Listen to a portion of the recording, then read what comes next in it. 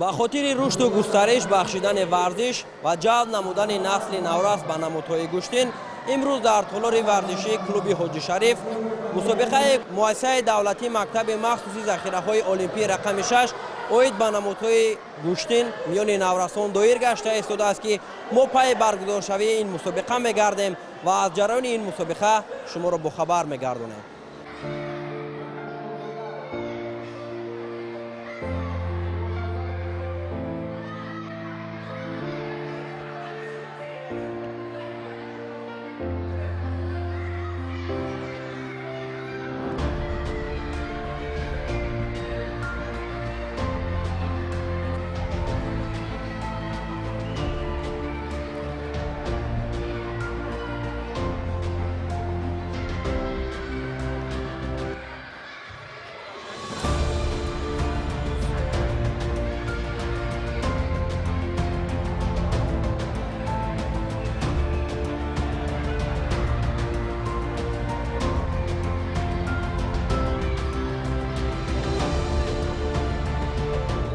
بخشیده به تجلیل 33مین سالگرد استقلال دولتی جمهوری تاجیکستان در یک قطار مکتب‌های ورزشی شهر دوشنبه چهاربینی‌های ورزشی به نقشه گرفته شده است که این نوبت در تالار کلوب حاجی شریف مسابقه کشاد مؤسسه دولتی مکتب مخصوصی ذخیره‌های المپی رقم 6 اوید به نمودهای گوشتین میان نورسان دایر گردید.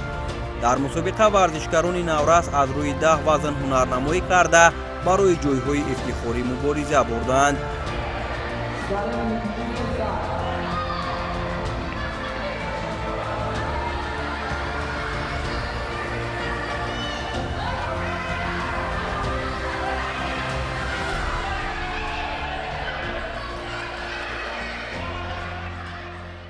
در تجلیل 33مین سالگرد استقلال دولتی جمهوری تاجیکستان در مؤسسه دولتی مکتب مخصوصی ورزشی ذخیره‌های المپی رقم 6 اوید به نمودهای گوشتین یک قطار چهاربینی‌های عامه ورزشی در نقشه گرفته شده است که مرحله به مرحله برگزار گردیده ایستاده است.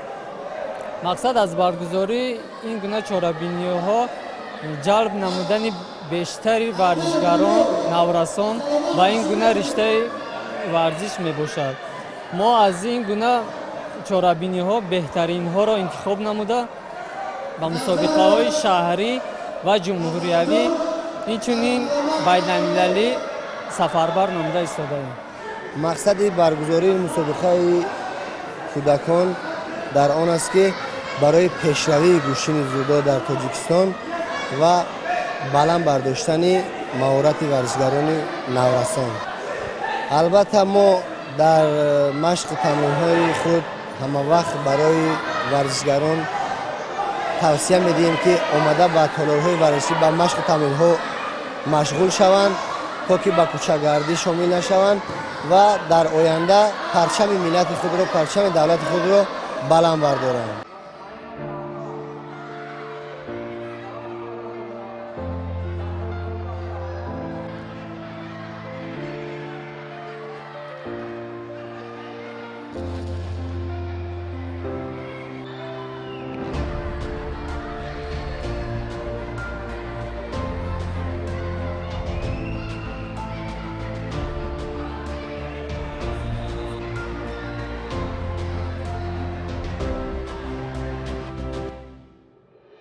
در دوام سال 2024 رهبریت مؤسسه دولتی مکتب مخصوصی ذخیره‌های المپی رقم 6 اوید به نمودهای گوشتین چندین مسابقه ها را به راه مانده در ادامه سال هم نقشه دارند که چنین چهاربینی‌های ورزشی را زیاد نمایند. تا این دم دستپروران این مؤسسه در مسابقه های قهرمی و جهانی اشتراک نموده سزاوار جای‌های نمایان گشته‌اند.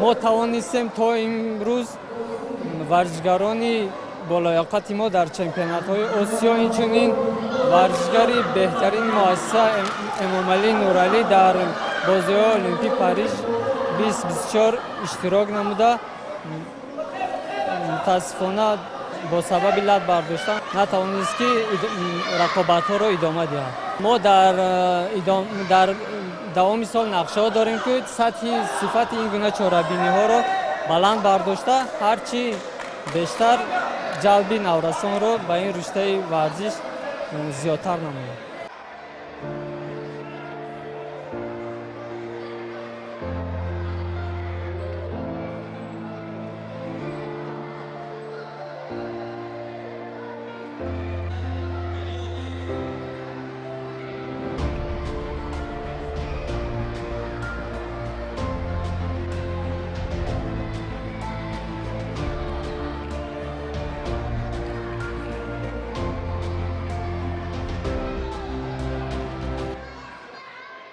مسابقه با رقابت‌های مقدماتی آغاز گردیده ورزشکاران غالب مرحله به مرحله پیش می‌رفتند.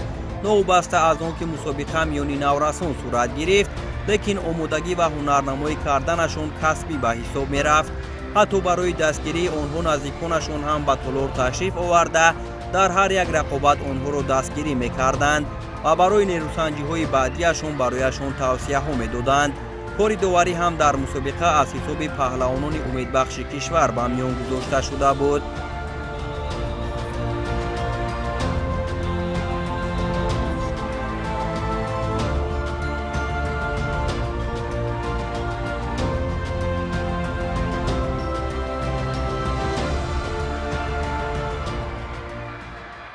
در این مسابقه امروز از تالار ورزشی پرویز صابیروف از گروه ایما یک 15 نفر اشتراکچی داریم.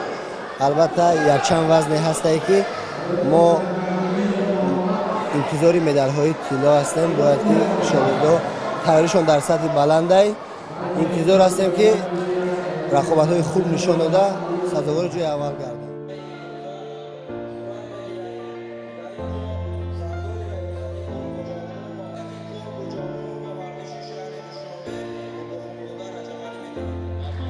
بعد رقابت‌های مقدماتی سپس مراسم گشوده شوی مسابقه دایر شد. در مراسم گشوده شوی نمایندگان ورزشی شهر دوشنبه با رهبریت مؤسسه دولتی مکتب مخصوصی ذخیره‌های المپی رقم 6 عاید به نمادهای گوشتین اشتراک نمودند.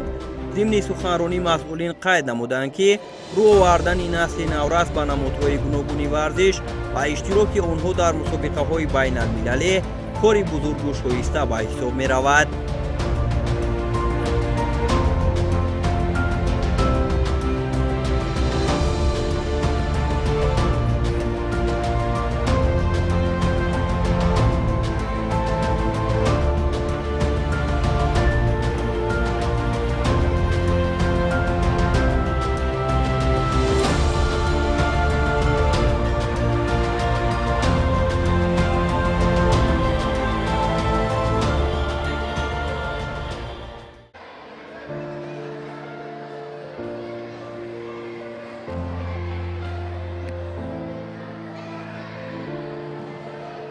همینطور رقابت‌های فینالی مسابقه آغاز گردید و در هر وزن داوطلبان برای به دست آوردن زینه‌های افتخاری مبارزه را آغاز کردند.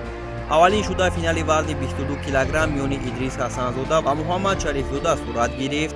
در رقابت برای به دست آوردن نشان طلا ادریس توانست در برابر رقیبش دستمالو شود و غالب مسابقه گردد.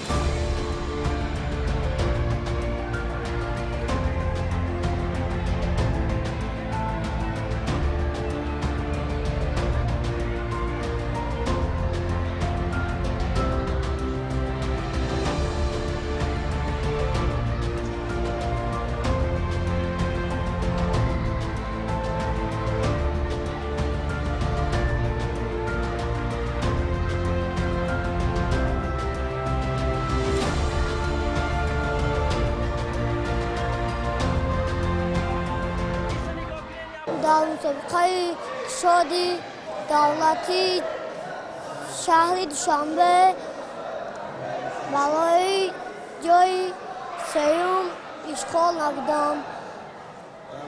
در مسابقه 3 نفر را زدم. در آینده مشغول را زیاد کرده میخواهم جای اول را بگیرم.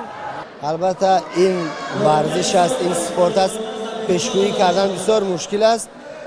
لیک در وزن 26 کیلوگرم صابر محمد به حد در مشق تمرین ها فعال است. البته انتظار آن هستیم که در واقعهای نهایی ببینیم او را و در وزن 28 کیلوگرم اینچنین مراد و مراجعان که مشق تمرین هاشون در سطح بلند است، انتظار مدال های طلا هستیم.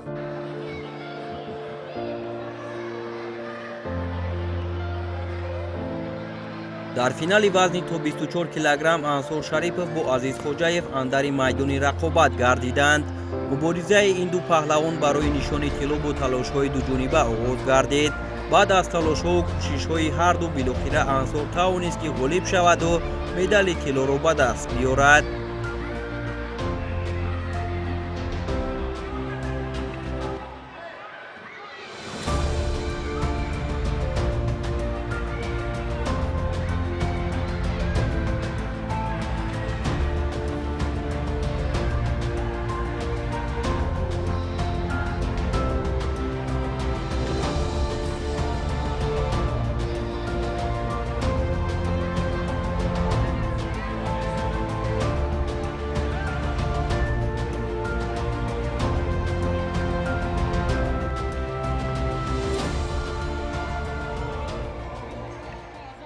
امروز در این مسابقه 8 شاگرد ما برآمد کرد. خیلی شاد هستیم که به حد مسابقه در سطح بلند در این کاتگوری کودکان برگزار گردیده شده است. یک شاگرد من در وزن 24 کیلو سزاوار جای دیوم گشت. در وزن 26 کیلو شاگرد من چمپیون این وزن گشت. در پیش مسابقه های جمهوری بسیار است، مسابقه میجنرانی تورنیر هست بسیارتر که ما میخواهیم بسیارتر نزدیک به وای ازبکستان سمرقند بچه‌ها را سفربر کنیم در مسابقه‌های میجنرانی تورنیر بسیارتر آزمایی کنند که آینده بر مسابقه‌های چمپیونات آسیا و جهانی تیاری بینند.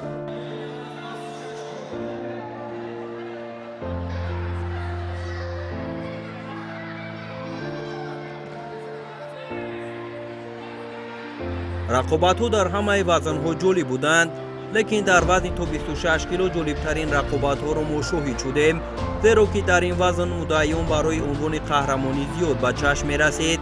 از میان تعداد زیادی اشتراکچیان در این وزن، محمد صابرov با زید عبدالرحمن‌زاده توانستند با شکست دادن همه رقیبان به فینال برآیند. با رسیدن به مرحله نهایی ما شاهد هنرنمایی زیبای هم محمد و هم زید شدیم. در فینال رقابت برای هر دو مشکل به حساب می‌رفت، زیرا که آنها برای یکدیگر رقیب ارزنده به حساب می‌رفتند. نیروسنجی این دو چهره بسیار جالب و دیدنی صورت گرفت و با کسب امتیاز وزر پیروزی نصیب عبدالرحمن‌زاده زید گردید. جالبیت دیگری رقابت‌ها میان این نورسان در آن بود که بعد قوا آزمایی یکدیگر را دستگیری می‌کردند.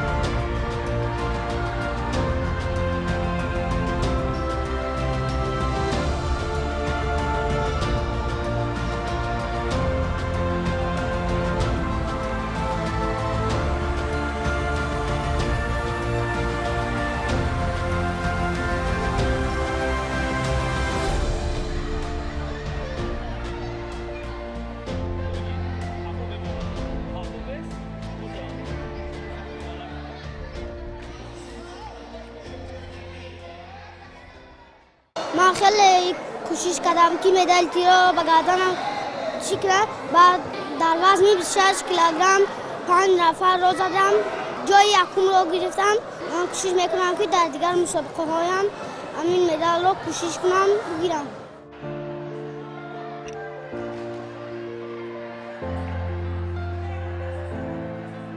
فینال وزن تا 28 کیلوگرم احمدجان احمدov و عبدالله بارونov را به هم آورد. رقابت میان این جفت با برتری احمدov خاتمه یافت و او توانست در این مسابقه با پرتافت‌های جالبش در همه رقابت‌هایش غالب آمده غالب مسابقه شود. در این وزن مراجعان مرادov هم یکی از مدعیان به حساب می‌رفت و در مرحله چهار یک نهایی از احمدجان احمدov شکست خورده سزاوار نشان برنج گردید.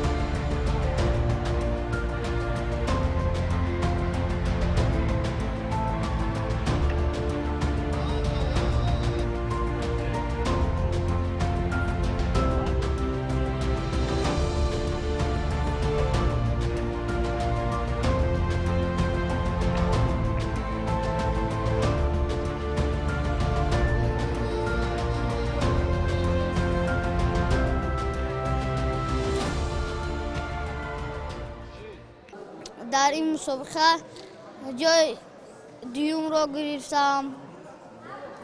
дар ояндам кӯшиш мекунам ки ҷои якумро гирам. берун аз шаҳр мехоҳам ки медал гирам. дар ин мусобиқа сазовори ҷои аввал гашта мехоҳам дар мусобиқаҳои байналмилалӣ мисли Темур Раҳимов, Сомон Маҳмадбеков парчами кишварамро бардорам. дар вазни то 30 килограмм касе ба Идрис Қамбаров баробар шуда натавонист. ӯ дар мусобиқаи имрӯза аз худ ҳунару маҳорати олӣ нишон дода тавонист ки бар ҳамаи рақибонаш ғолиб шаваду сазовори ҷои аввал гардад.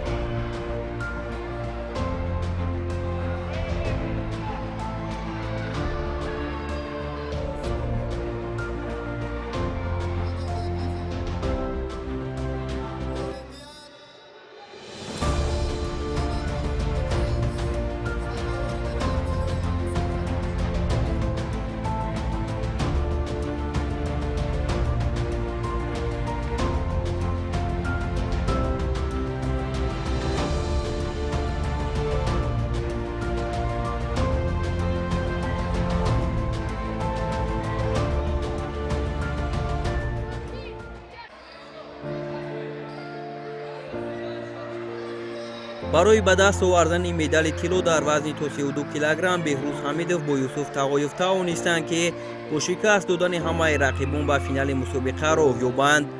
муборизаи онҳо барои ба даст овардани нишони тилло бо ҷидду ҷаҳд оғоз гардида бо бартарии Юсуф Тағоев ба анҷом расид.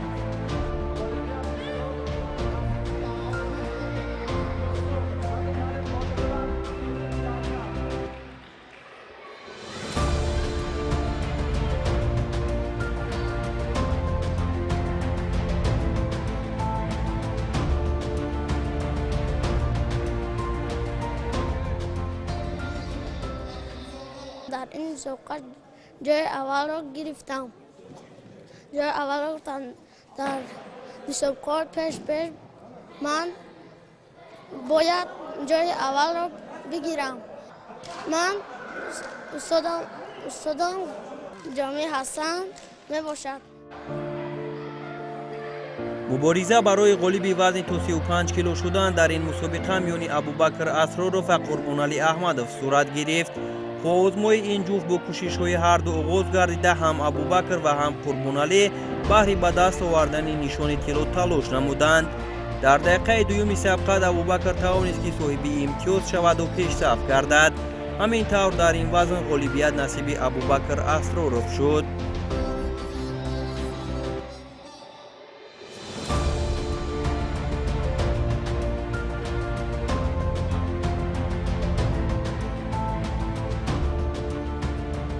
як сол мешавад ки дар дасти устодам аз Қурбонов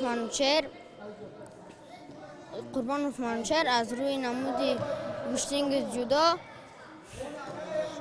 машқ мекунам ва имрӯз ин мусобиқаро ғалаба карда ва се рафиқи худро зада ва ҷои аввалро гирифтам.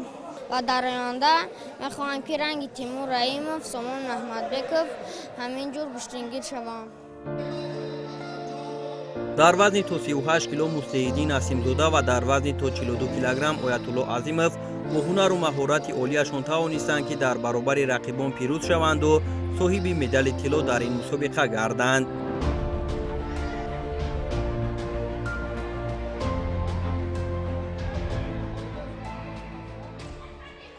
ман аз шаҳри Ҳисор мехоҳам хай мусобиқаҳода иштирок кунам, ҷои аввалро соҳиб шавам.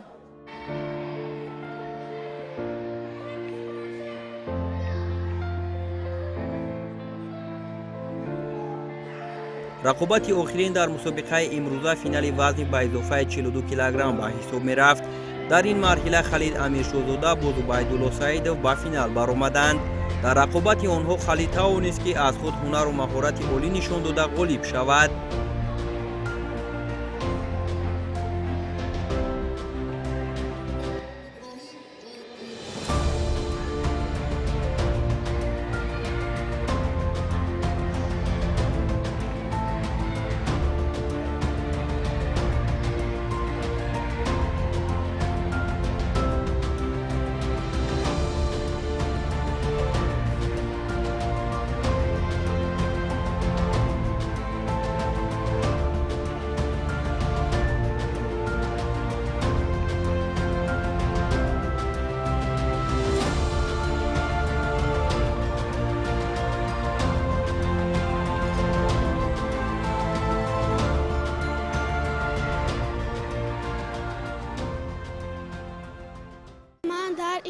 мусобиқа ҷои якумро ишғол кардам ва ман мехоҳам ки дар оянда бо муаллимам Назаров Рустам дар мусобиқаҳои байналмилалӣ ҷои якумро ишғол карда парчами Тоҷикистонро баланд бардорам.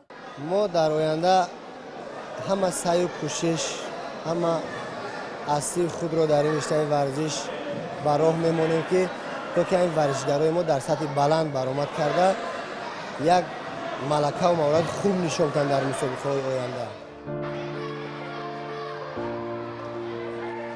ҳамин тавр мусобиқаи кушоди муассисаи давлатии мактаби махсуси захираҳои олимпии рақами 6 оид ба намудҳои гӯштин дар сатҳи баланд баргузор гардид ва ғолибон дар ҳамаи вазнҳо муайян карда шуданд. насли наврас ҳам аз баргузоршавии чунин мусобиқаҳо бисёр болида рух гардида дар оянда пайи музаффарият талошҳоро зиёд менамоянд.